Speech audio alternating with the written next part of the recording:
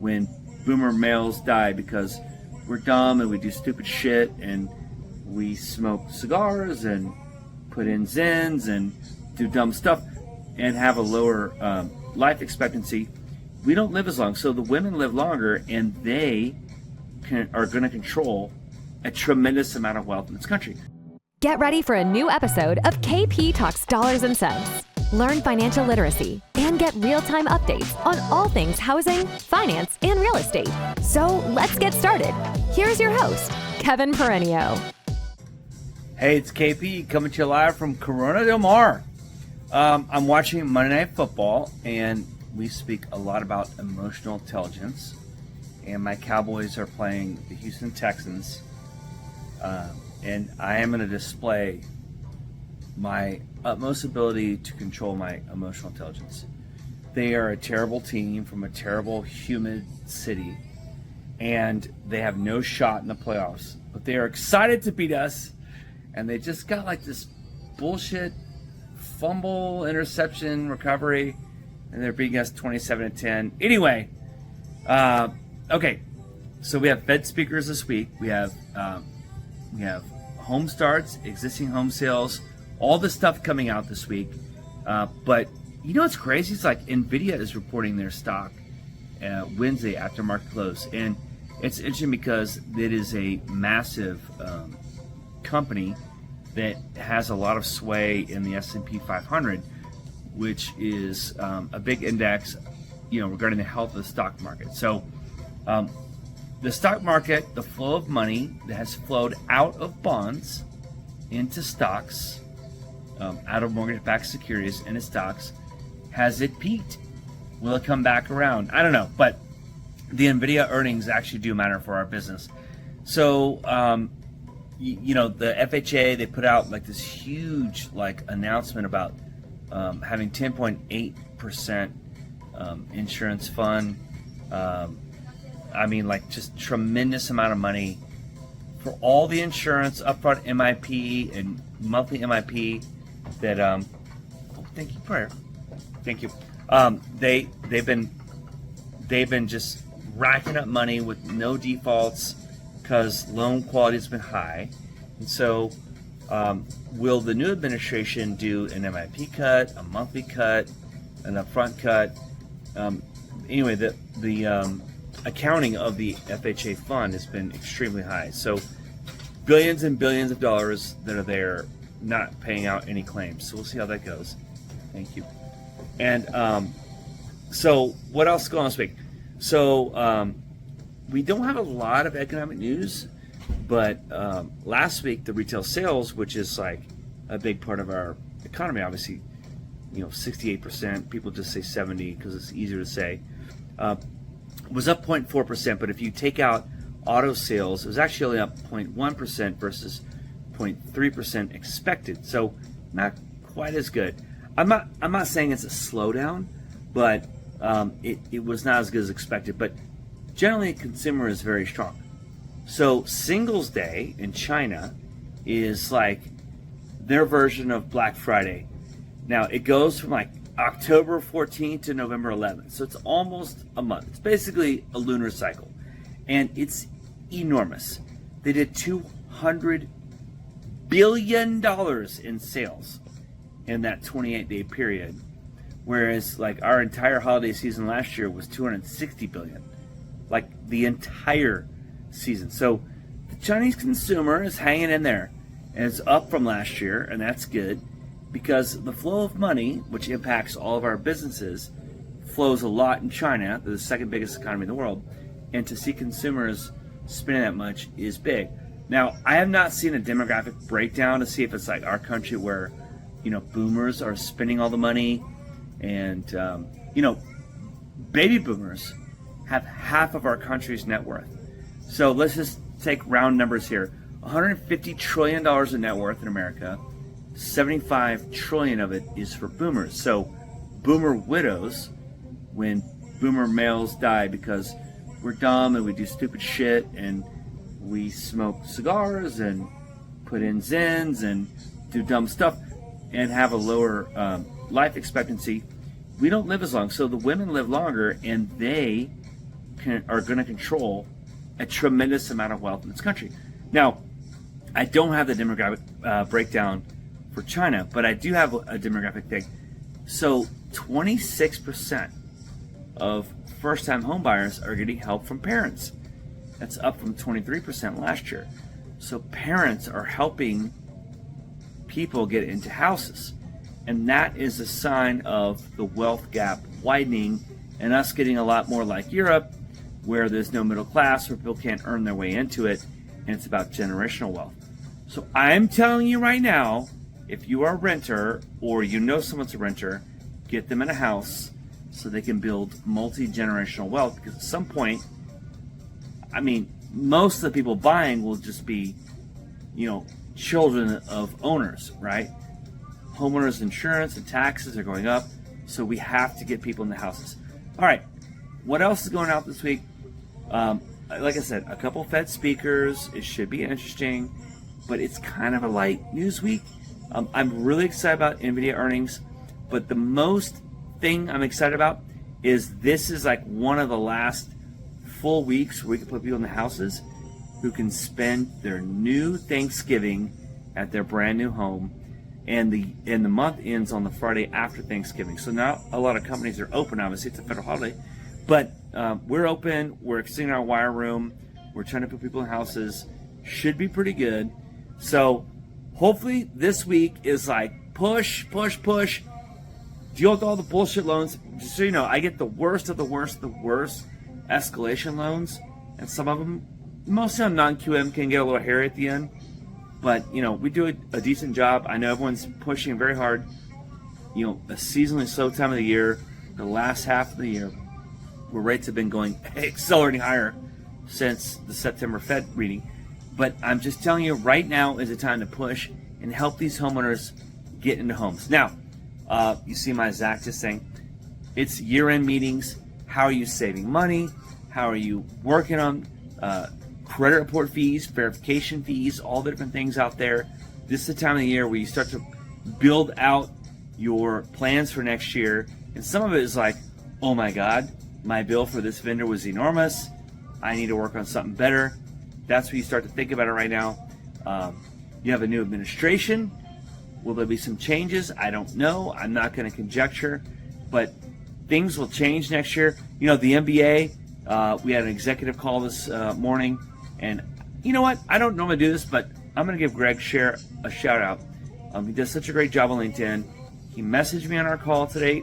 We talked. He called me, and we're not really sure what our industry is really doing to fight the rising costs of credit reports.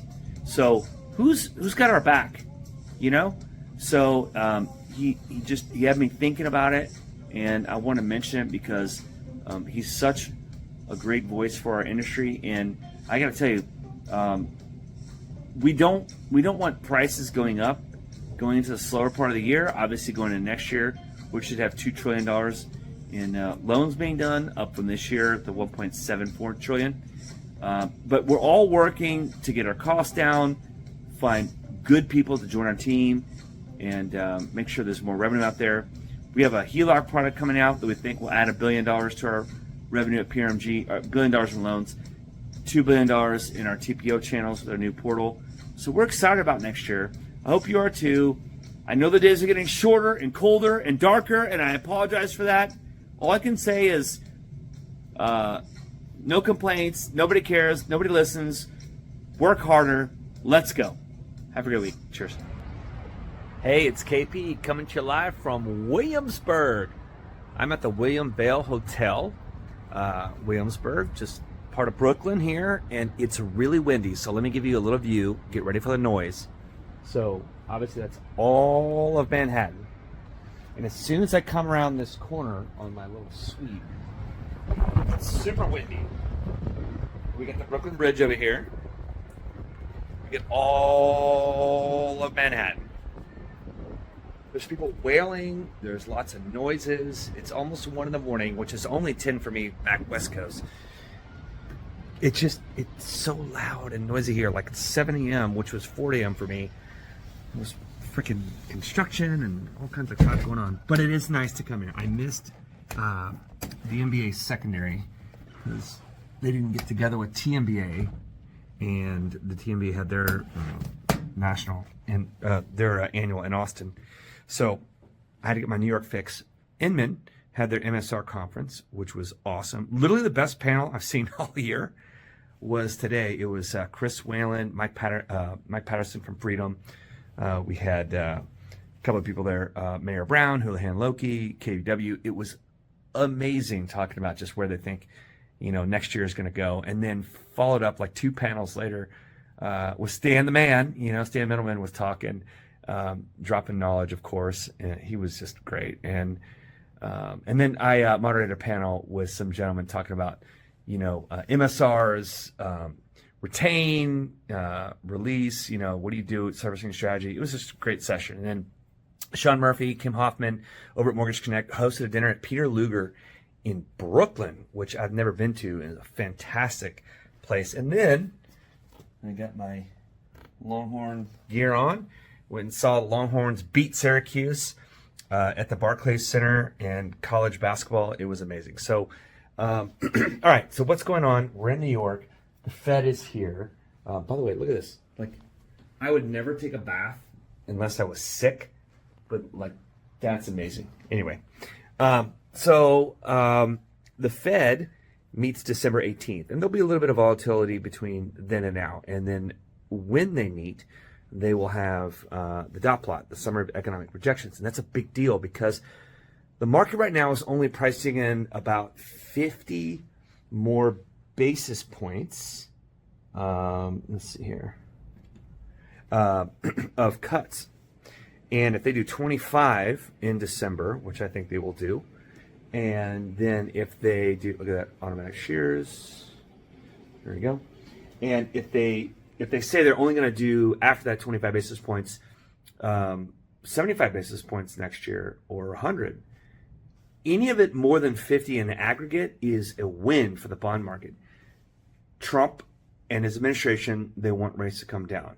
I think the Fed does too, because we need to make the dollar weaker so we can pay back our $1 trillion in interest payments on our $36 trillion debt.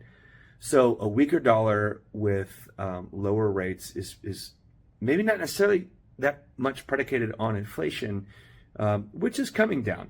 And by the way, so this year we had higher inflation unexpectedly in January, February, March, which came out in February, March, and April on the reports.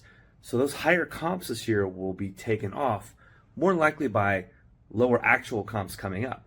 So I do think that, starting on in February, we'll start to see some realization of the lag effects of owner's equivalent rent and new leases. Obviously, the effect of higher rates for a long time.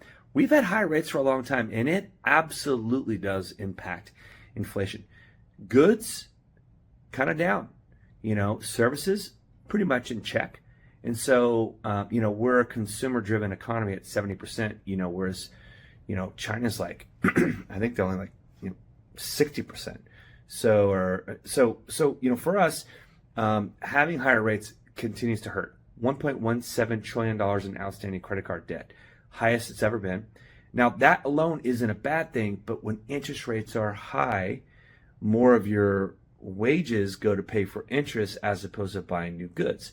Speaking of goods and services, Target disappointed on their earnings report this week, and they are a goods-driven, retailer, whereas Walmart crushed it. 60% of their revenue comes from groceries. So people are trading down and spending money on lower-end, cheaper groceries, and that is a sign of a slowing, cautious, weakening economy. Jobless claims came out today, the weekly report. It was low. It was like 210,000, 213,000, but 1.9 million on continuous claims. That means if you lose a job, it's much harder to find a new job. That's a weakness. Bureau of Labor Statistics, BLS, we will have a jobs report coming up. I believe it's December 6th, the first Friday of December. And will we finally, now that we're changing administration, start to get through some of the bullshit that we've been seeing in those reports? Let's be honest. It's bullshit. I mean, 880-something thousand jobs, coming down after reconciliation. the second jobs, the part-time work, all the distortion we've seen in labor. We're finally going to start seeing truthful reports. I'm not a conspiracy theorist. I just think, the job market is not as strong as it seems. We have these birth-death ratio modeling, people leaving the workforce, they don't count. There's a lot of people not working. So, and that tends to get really weak after Q4 is over and we do all of our holiday shopping. So I do think there's a setup for interest rates to continue to get better. And I'm not trying to be Pollyanna perennial over here and hope for the best. I just think that there's a little bit of volatility between now and the December 18th meeting, and then all these inflation reports will come out in the first quarter. The bond market, they're kind of like playing games right now while volume's light, and we had a terrible 20-year Treasury auction this week. They're playing games with the debt and deficit, but no one really knows what's going to happen in the new administration until Q1. I mean, Trump doesn't even take office until January 20th. All this talk about tariffs, we had tariffs during the Biden administration, we had tariffs in the Trump administration. My personal take is that, because we've been fighting this war on behalf of Ukraine, basically, to get them into NATO, to get Belarus into NATO, to back up Poland, to stick it to Russia, and then us become a drill in oil, national producer of all time, and of course natural gas as well. I think that any tariffs that Europe has been sending our way, we're going to say, hey, get rid of that shit, or we're going to send it back your way in the same amount. And I think the things with China will be very targeted. At the end of the day, will it impact us? Of course. But manufacturing is on the rise in America. And I do think that our economy is the strongest in the world, clearly. The strength of the dollar, the strength of gold, the strength of Bitcoin. Bitcoin's at 100,000. Did you know BlackRock put out a spot Bitcoin ETF? What does that mean? An ETF is an exchange traded fund. It's kind of a tax advantage vehicle that you can buy a basket of certain things, right? There's so many ETFs out there. But the one for Bitcoin that BlackRock has put out, they just started trading this week. When they say spot Bitcoin, that means that they are buying Bitcoin at the market price to meet the demand of the inflows of people who want to invest money in their exchange traded fund. Bitcoin is soaring. It's unbelievable. It's not going anywhere. NVIDIA stock reported this week. They beat. Now, they have a very interesting strategy on their... by the way, that's not a light from my phone. That's just a light from somewhere out there. Like, I don't shine a light on me. You see all my double chin and my wrinkles. NVIDIA beat at 35 billion by 2 billion top line, and they beat, I think it was like 32 billion or 30 billion versus 28 billion just on data center alone. So NVIDIA has 80% market share. They are delivering the Blackwell chip, okay, all next year. The demand is unbelievable. They spent $2 billion just getting this new chip ready to go out. It hasn't even started going out yet. The current chip, the H100, is out there right now and crushing it. Google just put together a supercomputer. Listen to this. This is crazy. You want to know where AI is going? Google has a supercomputer that's 158 million times faster than the fastest supercomputer on the planet. And, they're getting chips from NVIDIA that's going to power all the crazy stuff. I mean, pretty soon, I'll just be able to talk on my phone, and it will just generate this video with my funny shirt that I wore on this terrible windy night and rainy night in gorgeous Manhattan and Brooklyn. But it's coming. AI is coming. It's coming everywhere. I've been doing demos for so many great technologies. AI assistance for originators, AI assistance for like capacity for like your help desk automation and task routing, voice directed. There's so much stuff out there. I can't even get into it. So had a launch party last week. I did a video, Mesa, the credit card, where you can earn reward points in your Visa credit card for paying your mortgage.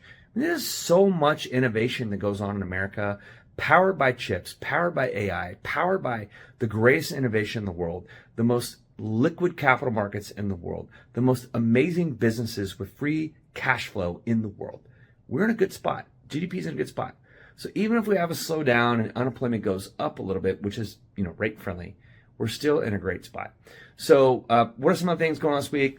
Housing starts, disappointed, but existing home sales, highest number in 3 years. Give, take, right?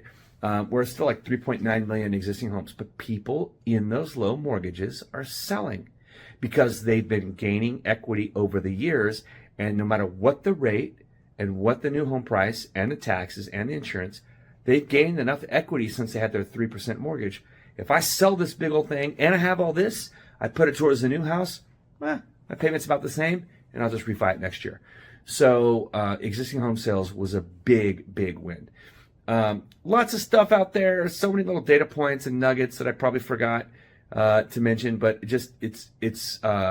inflation is still kind of the talk of the bond market town right now.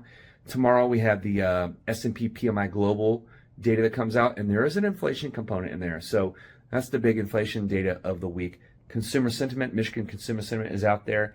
Did you know that no president has ever been reelected with less than an 82 consumer sentiment rating? Trump, when he tried to run, was like 81.3 or something like that. And anyone 82 and up got reelected. So not that he could run again. But consumer sentiment is a big deal. It's the economy, stupid. We vote our pocketbook. How do you feel? I will tell you right now, I heard some really good advice before I got married. I can say all I want in response to whatever, but you're not going to change how someone feels. So just stop talking and just be empathetic and acknowledge how someone feels. Consumer sentiment is a feeling, and it's not wrong. And there's power in the mob. There's power with the people, and they've spoken. And so, consumer sentiment is a big deal. So there's a big data point coming out tomorrow. So next week, there's some more data points coming out, but really, it's Thanksgiving. Can we all coalesce? Pluto has moved, the 15-year cycle for all of you like Libras and Capricorns and all this stuff. I read all these memes. It's so great. You know what? We're going into the winter. The days are getting shorter. There's less light. It's time to hunker down. People are listing. They are not listing their houses as much. They don't want people walking through their house during Thanksgiving all the way through New Year's. So it's time to just get anchored and connect with your family, no matter what happened in the election or your feelings or your thoughts. It doesn't matter. We're all working harder together, and let's get ready for Thanksgiving, the greatest American holiday. Kwanzaa, Hanukkah, Christmas, New Year's, all that good stuff, and get ready for a fantastic 2025. The NBA just put out today their latest forecast. It's going to be $2.1 trillion in mortgages getting done next year, $1.43 trillion in purchase business. They have an average 6.4% interest rate next year. It's going to be a great year. So let's get ready. Let's have a good time. Have a great weekend. Cheers.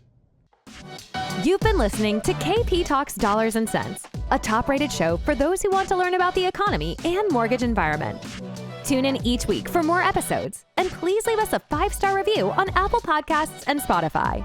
Kevin Perenio does not render or offer to render personalized investment or tax advice through KP Talks Dollars and Cents. The information provided is for informational purposes only and does not constitute financial, tax, investment, or legal advice. For more info, follow KP Talks Dollars and Cents on all of our social channels.